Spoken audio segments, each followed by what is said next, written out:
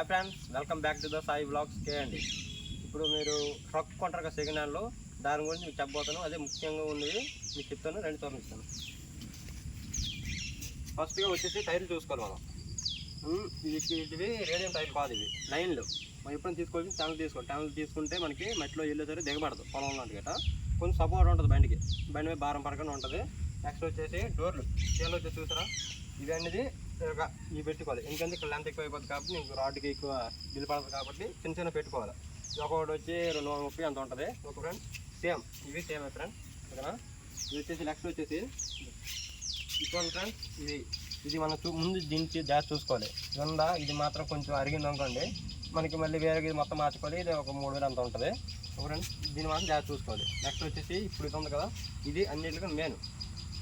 ఇది అనేది మన గ్యాప్ రాకూడదు. చూడండి ఎలా సిట్టింగ్ అయింది, ఇది అదే ఇలా సిట్టింగ్ అవ్వాలి. ఈ గ్యాప్ వచ్చిందంటే మనకి చాచి వంగినట్టే, దాన్ని జాగ్రత్త చూసుకోవాలి. నెక్స్ట్ వచ్చేసి రెండు ఫ్రెండ్స్ బ్యాక్ డోర్ కట్టండి.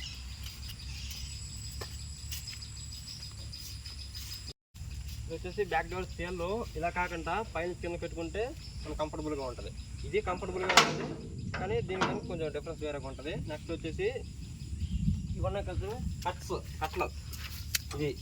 ఇవి చూడండి, 1/2 ఇంచుకి ఇంక తక్కువ ఉన్నాయి.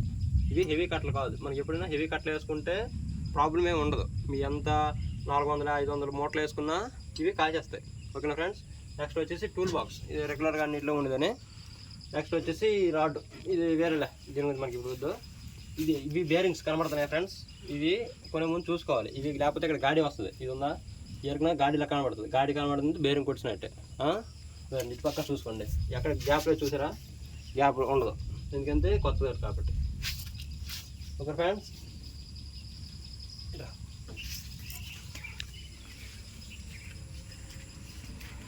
ఇది వచ్చేసి చెక్కినట్టు ఇక్కడ ఉంటుంది ఫ్రెండ్స్. దీన్ని మనం ఇప్పుడు చెప్పలేం కాబట్టి దీని గురించి నెక్స్ట్ వీడియోలో షార్ట్ వీడియోలు పెడతాను, చూడండి. దాని గురించి తర్వాత మాట్లాడదాం. నెక్స్ట్ వచ్చేసి సేమ్ సేల్లో మామూలునే. ఇది వచ్చేసి చాచీ నెంబర్.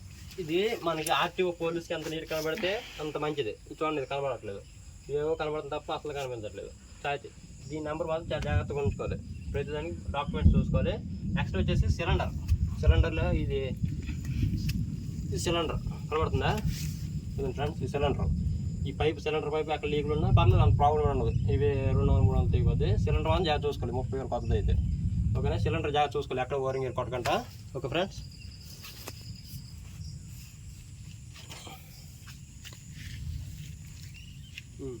ఇదే హైడ్రాలిక్ పైపు, ఇటు రైడింగ్ మనం చూసుకోవాలి జాగ్రత్తగా.